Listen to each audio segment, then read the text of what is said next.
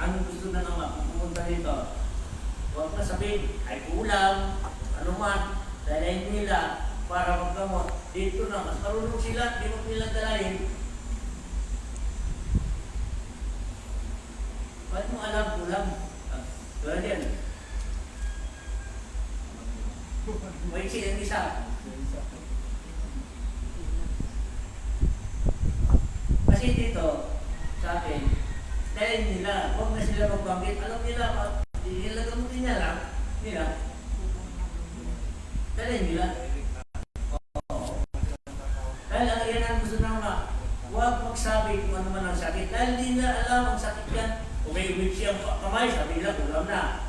Bakit minsan, ichain isa, lagi na kukulang, ang natin, baluktot ng isang kamay.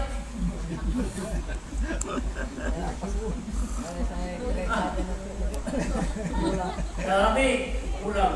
Hindi lang, minsan ang kamay isa natin, baluktot. Ha? Kasi giniginaw. Kaya sabi niya, kulang. Ay. Mabuti pa nga dinala dito, yung wala may sakit po, pwede ko dalayin, okay. Huwag banggitin yung sakit niya. Dahil tayo, hindi tayo nagbabanggit. Gawa ng tao ang hindi. Ang importante ay dalayin dito. Dahil ang gusto na naman, paano kita sasabihin? Punta ka dito, alam mo palang sakit. Huwag na, magdasal ka na lang. Alam niyo pala kulang. Kayo nga, tanong ko, gusto niyo ba kung kayo magagamot, alam nila agad yung sakit? Hintayin mo ang maggamot, siya magsabi kung ano nangyari sa kanya.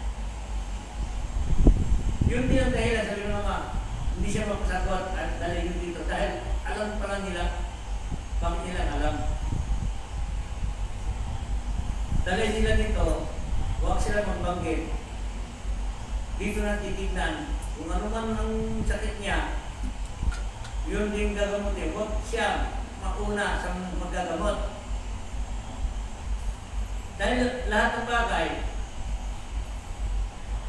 may dahilan niya, mayroong sakit din natin nalalaman.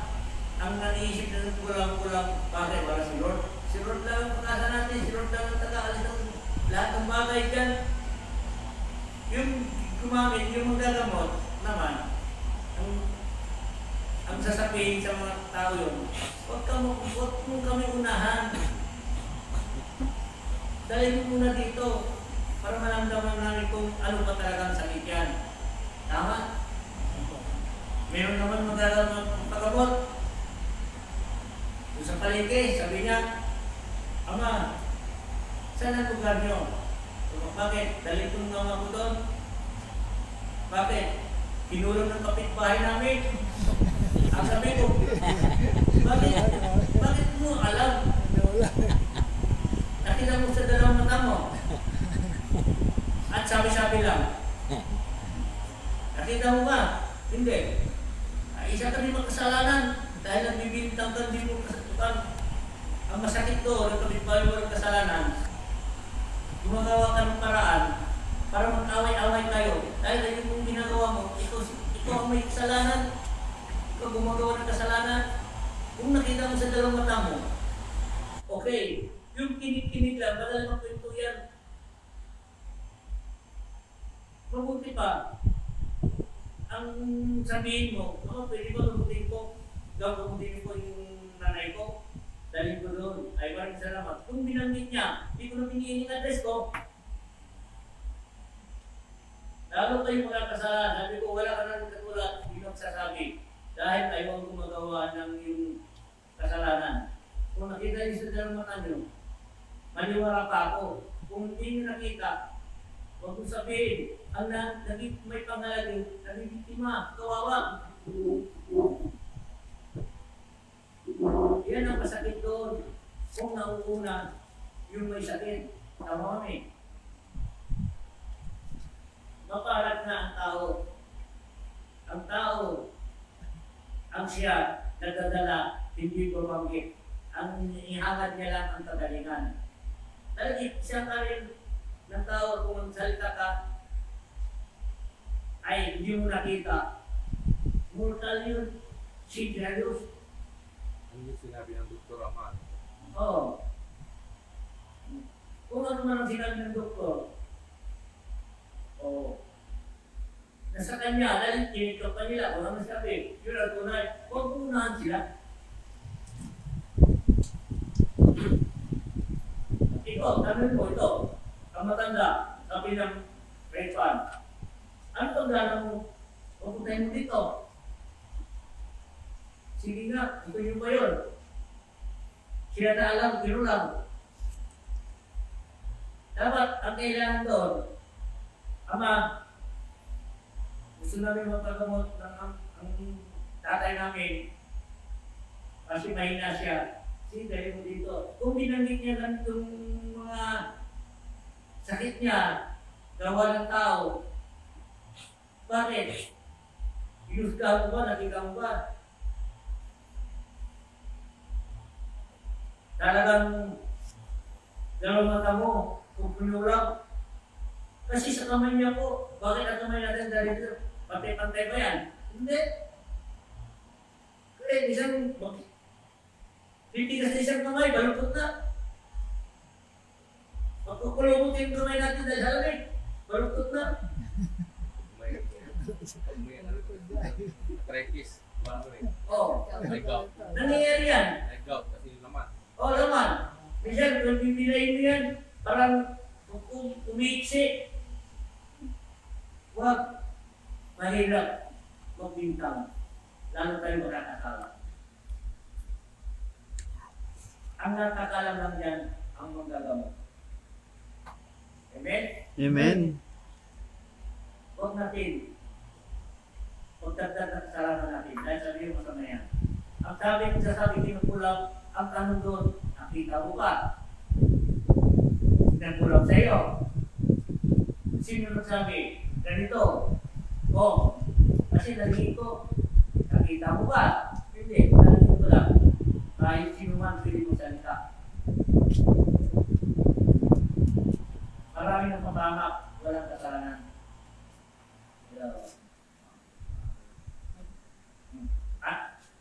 Ano yun? Tingin nyo. Tama ba? Mali. Mali.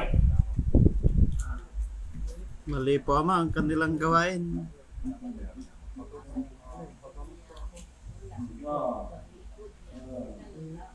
May tumutusok, galit, pinulang ako. Pinulang ako. Dahil, mas lalong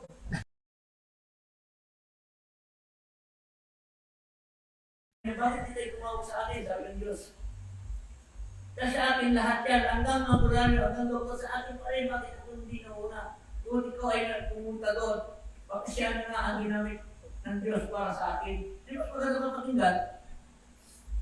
Hindi yung nauna ka pa sa bulanyo, nauna ka pa sa doktor, Alam mo? walang bagay yan ang kailangan lang doon. Kung minsan lang yan, kung minsan, dahil ang alam mo, kung may sakit ka, o patikap nga ako, tignan ano ba ang sakit ko. Mas maganda ka pakinggan yun. Ano ba sakit? Yung naramdaman ko. Dahil, ang lahat yan, yung doktor lang nakakalam. Yung tulad sa atin, bawat kunting sakit,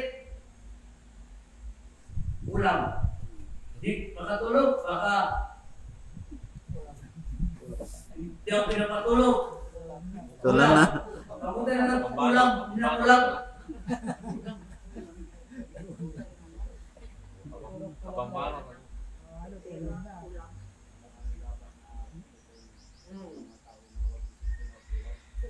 Dahil alam mo, ang lahat yan, ito lang sinabi ng Ama. Oras sila pumunta dito, huwag sila magsalita. Kung sakit ang sakit ay salita. Kung naungunan niya dito, walang ganan dito. Mas nahilig ka, paano ka, naninit na, kabuhat ka na. Napamami. Kabuhat ka na, huwag. Dahil ang tao, ang sinasabi mo, walang kasalanan yun. Kung ano ba ang yung hindi ka kinulam, kung may kulam langit, ano yung nakakatak sa isipan, may kulam na lang. Puro kulam na, Ama. Ha? Yun na lang, basta't may naramdamang hindi maganda sa katawan. Kinulam na. Tapos may suspisa doon sa kinot ng kulang. Iba yung ano yan, kinot niya. Oo. Siya. Bakit hindi tayo lumapit sa may kapal? magdakila ang Diyos sa Diyos. Ano naman ang sakit? Kung alam ka pumunta, baka siya na nga magpagaling ginamit ng Diyos. Yun na. Madali kang pagalingin. Dahil ang yung iniisip ng kulang. Na ikaw rin gumagawa ng kukulang sa sarili mo, yung mga pamilya mo nagkukulang. Bakit? Hintayin mo ang taong dalayin mo. Siya na magsabi kung ano man ang tamang gawin. Yung magbibinta ka. Ay, kapit-bahay ng kulang. Kung siya pala, di siya na doon ka na tawag ng pagkagamit.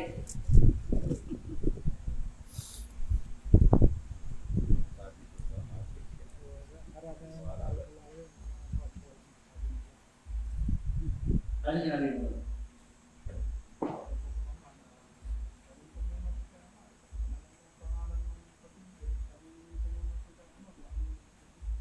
Ang decision mo lang, ang decision ko dito sa kanya, hindi ka pwede dalhin mo dito. Dahil, yung hindi na magiging kulang. Alam mo, masama yan, dahil ka na nakakasala. Bakit ka masabi? Mag-pray ka na lang, para matanggalin mo. Hindi natin dito sa kamay ang magkukulang. Maniwala kayo. Totoo po, ma. Wala dito ang pinitignan ng kulang. Ang nagtitignan ng kulang, dahil inisip mo kinukulang, bawat dito, di mo alam isa ng kamay na rin, ngayon umiiksi. Maniwala kayo eh. Naniniwala po. Totoo yun.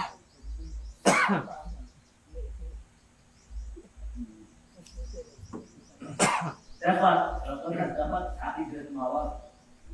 Bakit hindi? Dahil kagaling ko sila. Dahil ayaw ko kasi magkamot yung nauunan tayo, nagbibitak na sila, lalo sila makakasala. Ikaw na, magagabot ka. Tapos sasabihin, sinulang po ako. Sinulang kapitbahay namin. Di kung tatanong sa kapitbahay mo, bakit ka pa pumunta rin ka? Dahil siya nagtulong, di siya nagtanggal. Sa atin, hindi pwede natin magbintang sa mga tao walang kasalanan. Maraming ang bagay gagawa ng parang away-away ng mga tao. Kung pumunta ka lang, pagpagamot, ang bahala na ang mga magagamot. Depende rin sa magagamot kung siya nagpapaamin. Lahat ang mga masasama, hindi naman sinabi ng tuntunay nila pangalan, alis na. Hindi nag-away-away. At kailangan lang doon, yung para sa akin lang, alisin na yung sakit, magdasal ka na lang, para hindi na bumalik ang ano man ang iyong kaihipan. Ipapasok mo yung isip mo sa Diyos. Diyos na ang bahala sa kanila. Kung ano man ang isip mo, isip na lang ang isipin mo dahil siya ang tagaligtas ng lahat. Amen. Di madali. Kung sasabihin, ay, ganito ka, hanggang bumalik ka, baka babalikan ako. May Diyos tayo. Sa sandalan, kailangan natin simandal sa Kanya dahil at pagbalik niya, bakit anak, nalilito ka na? Nagdadasal ka sa akin, nagtumatawag ka sa akin, bawat naramdaman ka, bakit hindi mo ako tinatawag, ako ang tunay na lunas, hindi yung inisip mo kulang, ang kulang yan, ikaw gumawa ng sakit mo, dahil ang kulang yan, wala yan, dahil importante ako ang nagbigay ng buhay sa inyo. Amen. Tayo, ano masasabi niyo? Ha? Kahit ano yung sa mga ang kailangan lang, pagdating sa mga pagkagamot, huwag na magpapagit ng ano man. Yung ano man ang sakit lang, bahala na. Ano man ang bagay, nasa sakit mo, pagkamot ka, baka siya na nga, ilan na Diyos para ay kagalingan ko, Diyos na lang bahala, dahil ang Diyos maraming paraan para ako hipuin niya. Amen? Tama, hindi. Dahil ang Diyos pa rin. Dahil ang sabi mo, bakit kayo lumilintang wala naman kabuluhan, wala naman nakikita? Bakit? Ibig sabihin, wala ka ng Diyos, mahilig ka ng tagausik. Pag-uusip mo, makakasala ka na. Kapag wala mong tiwala sa akin, ano po ito pagdadasal sa akin kung ano ay iniisip mo yung gumagawa ng masama sa iyo, bakit hindi mo ako tinatawag? Ako ang lunas ng kagalingan mo. Dahil yan ang tunay na kagalingan, ako, sabi ng Diyos, ako. At tawagin mo na nga ako, tawagin mo si Jesus, sino mang kinasama mo, ang liwanag, at siya ang magliligtas sa inyo. Amen. Yun lang naman, ang gusto kong malalaman ng mga tao ay dito, huwag mo banggit kahit anuman para hindi sila makakasama. Kung nabanggit sila, kung nakita nila, doon na lang sila lalapit dahil sa alam nila ang nagbigay ng sakit sa kanila. Amen? Amen. Huwag kayo damay ng mga ganyan tayo. Mga sakit. Ang kailangan natin, kung lang kailangan natin ay huwag tayo magpamit sa mga tao wala nakakasama. Salamat sa inyo. Ano masasagot ninyo ngayon?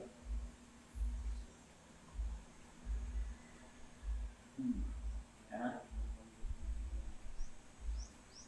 Dahil lalo ka nagpapamit, lalo ka kakasala. Imbis dala ng sakit, lalo ka kakasala. Dahil ang isip mo ay virus. Dahil ang isip mo ay yung gumagawa sa iyo. Masaya ang gumagawa sa iyo. Ay, hindi ko naman kayo na anuhan na ginagalaw at sa isipan mo, panalo sila.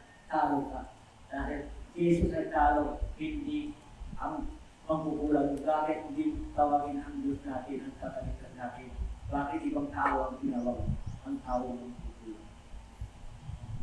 Puso kailangan natin ay hulay-hulay dahil ang mga bagay na namundo natin, tayo rin ang magliligtas sa kanila. May Diyos tayo kanalita. Siya ang nakakita natin walang luma. Amen. Yun lang naman ang hiling ng Diyos. Mga anak, kung anumang bagay ang inyong mga iniisip, unahin mo ako sa ng Diyos. Dahil ako ang tunay na lunas. Kung ano man ang naisip mo, unahin mo ako. Talagang ako ang tuloy nila, ang tunay ng lunas ng sakit. Kung ikaw ay nag-iisip ng anuman ng bagay, wala ka na rin katulad sa kanila. Dahil hindi mo nakikita na bibintang ka pa. Saan ang puso mo para sa akin? Wala na. Hindi ka na totoo dahil ngayon pala, pag nag-isip ka na hindi mo maganda, nagbibintang ka na, hindi mo nakikita, tama ba yung ginagawa? Tama ba yun? Ako ay kinulam. Ngayon, di mo alam, pag parang may maraming sakit. Ano mo? Hindi mo alam, may kapangyarihan bigay sa iyo para ikaw bibimay, tubig sakit na mamaya, bibimay ka na. Dahil ang isip, kulang. Bakit? Ang kapangyarihan pa ng Diyos, kung papasok sa katawan ng tao, may sakit din yan. Yun ang tinatawag, ang kaisipan ay virus. Dahil wala nang iniisip ng iyong naiisip kung hindi galing sa masama, wala sa Diyos. Ang masama, anong gawain? Ha? Kasamaan po. Yung kulang. Dahil kulang, naiisip ko lang eh. Kulang. Bigyan mo buti. Pagdasal ka, pumili ka, alisin mo yung mga isip mong anuman dahil isa ka lang nakakala. Bakit anak? Nakalimutan mo na ako. Alam mo ba yung nangyari sa katawan mo? Binigyan kita ng kapangyarihan, nakapunir, sabi mo, kulang na naman. Mapalagan mo kulang. Bida lagi. Naging ako, naging kontrabida. Kawawa na. Wala ako sa isipan mo. Dahil sabi, lang natin tandaan kung ano man naramdaman natin, lumapit ng tayo ng Jesus. Dami lang naman natin siya talaga. Kung saan sila pumunta sa mga magkakabot, laging may tandaan, Lord, ito na nga ang binigay ng isang tao ito para sa akin. Unay mo si Lord, kahit hindi pa, si Lord pa rin ang magkalugay sa iyo, wala nang iba.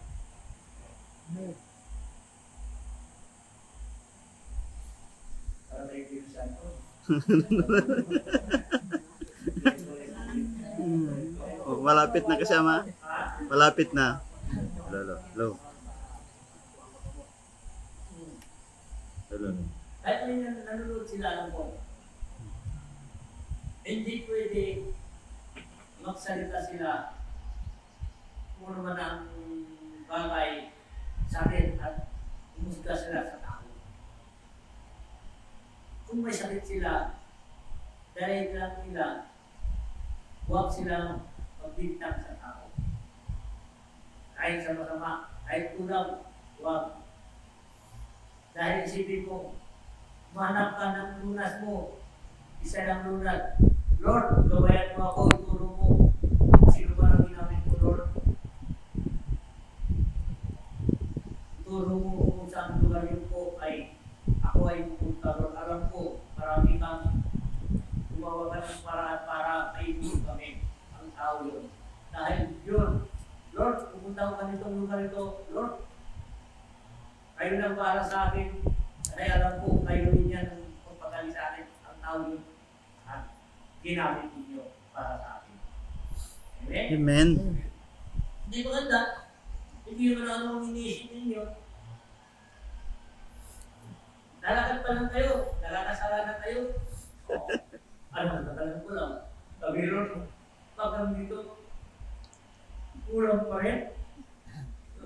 Pagkasal ka, alisin ang sakit. O ngayon, pag alis ang sakit, pagkasalamat ka, huwag mo na isipin ng anuman. Ang isipin mo, si Lord ang napagaling, si Lord ang lunas, si Lord, siya nang lagi sa puso at isipan ko, wala nang iba, si Lord pa rin. Habang nabubuhay ako, hanggang sa kabilang buhay ako, Lord pa rin ang aking kasama. Amen? Amen. Di ang galing-galing. Dahil, ang lahat na ng bumasa sa'yo, oo, lang yun. Ginagawa yan na ng Diyos na. Dahil sa isipan mo, Diyos na lang lagi, wala nang iba. Diyos ang pag-ibig, Diyos ang siyang kabutihan ng lahat, Diyos ang tagaligtas, Diyos pa rin ang siyang saksiyan nakakalam sa buhay ko. Ay say Amen. Ay say Jesus. Maraming bagay. Sino mo ba? May gusto mong salita. Tungkol man nalalaman mo rin. Para siya mo sa akin. Ipasa namin, ipasa mo ang mga salita mong natatakot. Oh, Gandang hapon Para po. yun mo po. Hello, hello. Gandang hapon po sa mga brother and sister, ama. Gandang hapon po, man. Saka nanonood po. Ito po ay ganito ko po. Dahil ginamot ako nung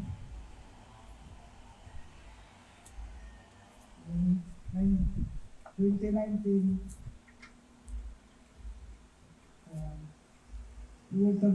pumunta sila sa bahay ko, alas 12 ng gabi.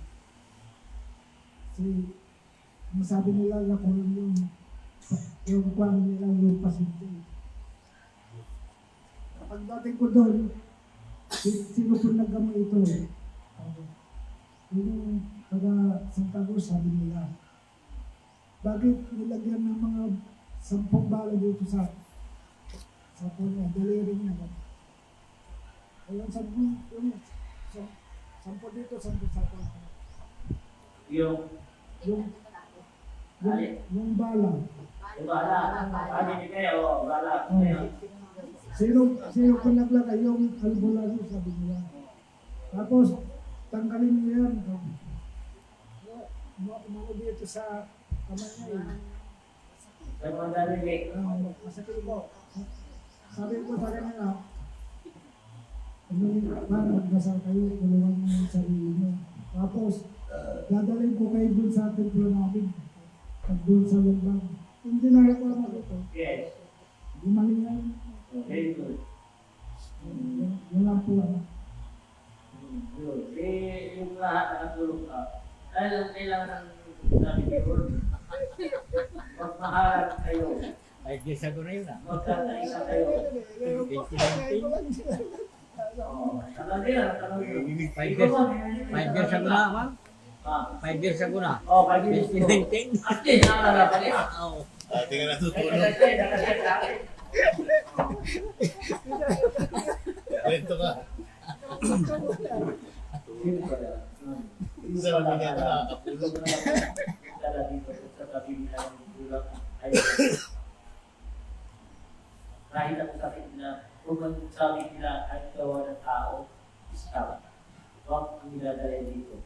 Ang kailangan ng pumunta dito, huwag mong salita, huwag mong kinsa para hindi ka bibintangan. Dahil nag-uusap ka na, pwede siya pumunta sa iba. Huwag dito, dahil dito, pagpanilis tayo ng puso at isipan. Huwag natin kaliwalain ang Diyos din ang dapat nakaka. Siya din ang nakakanaw kung paano tayo kalimut. Huwag tayo magbintang ng iba dahil ikaw yun. Bakit kayo sabihin sa akin? Bakit? Tinagyan ko. Eh, pagpasok ka pa lang, magbintang na sa kapwa nila. At siulang, kamabaw yan. Mali po, Ama. Wag. Please, baka pupunta kayo, kung ano man ang sabi ninyo, bahala na dito, huwag na kayo sabihin ulam dahil lang para hindi pa kayo makakatawa. Bahala na. Isipin mo, bahala si Lord ang gagawa ng paraan. Kung ano man siya, si Lord ang bahala. Yun naman. Ito. Sige. Kaya, Hello. harap mo sa iyo yung camera para makita mo. Madilim. Kaya pagpalang hapon po sa ating lahat, mga kapatid, magulang, kaibigan sa lahat po nanonood. Ito po talaga sa panggagamot at sa mga pasyente pong napumupunta talaga. Hindi po talaga kailangan magbanggit ng pangalan. At kung pupunta naman po sila, huwag nilang unahan talaga yung manggagamot. Tulad din po ng sinabi niya, marami po talaga pupunta ng paggamot, sabi nila, ganito po yung karamdam namin.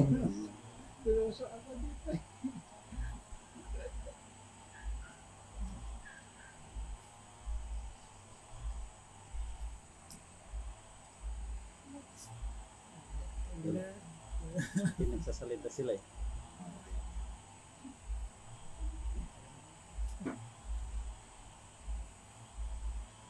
Kaya yun po yun, hindi talaga dapat na gawin.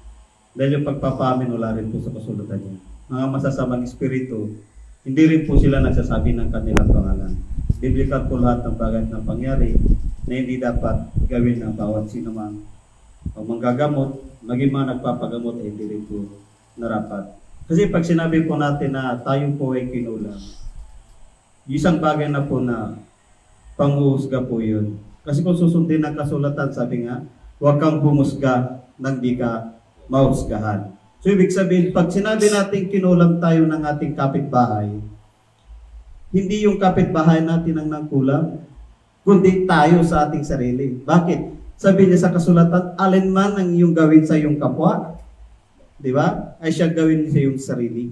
Kumbaga, kung kabutihan ang ginawa natin sa ating kapwa, sabi niya, kabutihan din ang balik. Ngayon, dahil sinabi natin, kinulang tayo ng ating kapitbahay o ating mga kakilala, so ibig sabihin, hindi sila yung tunay na mangkukulam, kundi tayo. Sapagkat sabi nga, kung ano yung lumabas sa bibig natin, na hinusga natin sa isang kapwa natin, ay hindi sa kanila yun, kundi tayo. So ibig sabihin, hindi sila mangkukulam, kundi tayo mismo, dahil tayo rin ang humusga. Sapagkat, alin man ang ating ginawa, ay siya rin gagawin sa atin. So ibig sabihin, sa gawain natin, sa pag-isip natin hindi maganda, doon tayo nagkakasakit. Hindi po yung sakit na sinasabi natin na ginawan tayo ng ganito, hindi. Yun na yung sakit sa ating sarili na tayo rin gumawa ng dahilan kung bakit tayo nagkasakit. Nagkasakit tayo dahil tayo'y humatol. Hinatulan natin ang ating kapwa na walang kasalanan. Yun yung nangyayari sa atin. Huwag natin sabihin na kinulang tayo dahil hindi natin nakikita. Sabi nga, huwag kang humatol nang wala sa katotohanan. Kung humatol tayo ng hindi natin nakikita, doon tayo nagkakasakit. At yung paghatol sa atin, at tayo na rin humatol sa ating sarili, na siyang nagpaparumi sa atin. Kaya huwag nating isipin, huwag nating sabihin na kinukulang tayo ni ganito. Kung susundin ang kasulatan, tayo ang kumulang sa ating sarili. Dahil sa pag-iisip natin ng di maganda sa ating kapwa. Yun lamang po at maraming salamat. Maraming salamat. Yun ang talagang ang mensahe niyo para malaman natin anong bagay, kung ano man ang nararamdaman natin sa akin. Lord, bahala na kayo, ano man ang bibigay ng sakit ko. Kayo nang bahala. Kung ano man ang regalo sa akin at bibigay ko para kagalingan ko. Maraming salamat, Lord. Kayo lang. Alam ko kayo ang naging gabay ko, kayo ang guide ko, kayo ang literature ko. Siya kayo ang ama namin. At nandito sa lupa. At ginagabayan ko. Amen? Amen. Yun lang ang sabi ng mga maraming anak. Salamat sa inyong lahat. Ang mga ngayon ang mensahe ninyo, huwag kayong magbintang kung anuman ang bagay, kung anuman ang naramdaman sa sakit, dahil muna ang sa magagamot, ang magagamot ngayon ang magsasabi kung anuman ang dapat ang lunas, alisin ang mga sakit. Mahirap magbintang kung di mo nakita kung anuman ang nangyayari, nakikita mo sa dalawang kamay mo, minsan, pupulungot din sa kamay mo, akala mo tinulaw. At lagi mo iisip, bakit hindi tanggalin yan? Bakit hindi kayo tumapit ko rin? Kasi ito talaga ang bahala. Di ba, may Diyos tayo, tagaligtas. Ngayon panahon ang isang kamay niyo mapupulungot yan. Huwag yung sakit yan, natural lang yan, nandito sa ere lang. Nagabot natin, huwag natin isipin na kulang. Isipin mo, kung magpagamot ka, bahala na ang Diyos para pagaling sa iyo. Amen? Amen. Kung lumapit ka sa magagamot, siya na nga ang ginamit ng Diyos para sa akin. Hindi naman ang magagamot tayo kung papagaling ng Diyos din, ginamit lang tayo ng Diyos para mahawakan tayo ng Diyos. Buhay, magpapatay tayo muna. Amen. And thanks for watching po sa inyo. Hello po, Amaiten. Magandang tanghali po. And God bless po. Amen. Sabi po nito sa Virus. Morning, Alika. Magandang tanghali po. Sabi ni Marie Palis.